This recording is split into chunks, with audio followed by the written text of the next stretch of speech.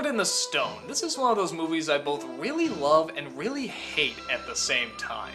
Well, maybe hate's too strong a word, but there's definitely an annoyance to it. Okay, let's talk about the good stuff. These are very memorable characters. Arthur is a naive, innocent boy, and Merlin is sort of this weird, eccentric wizard who's trying to teach him knowledge and wisdom.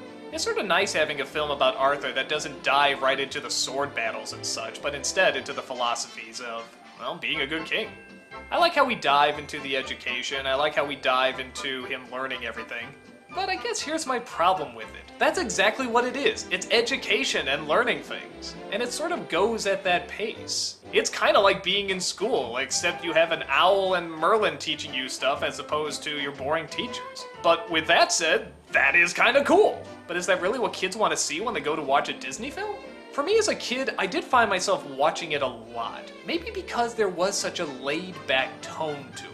I mean, yeah, Arthur becomes a bird, he becomes a fish, he becomes a squirrel, and that's always great for kids. But nothing truly exciting happens until the last third when we get our villain, Mad Madam Mim. And even then, she's more of a side character than the main villain. Though she is a lot of fun. And that wizard's duel, that whole scene was awesome. I used to watch that over and over when I was younger. It's creative and it's just got some great slapstick. What's going on here? You big blimp!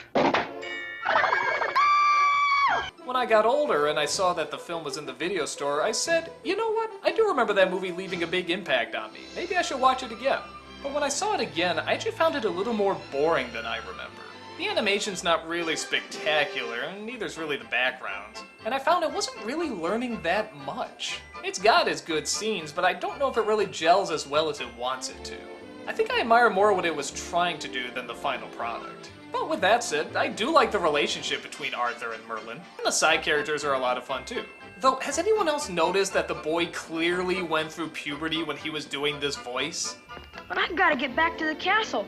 They'll want me in the kitchen. He was a monster. The biggest fish I ever saw. There's literally a scene where they play 2 clips of his voice back to back, and they don't gel up. Listen.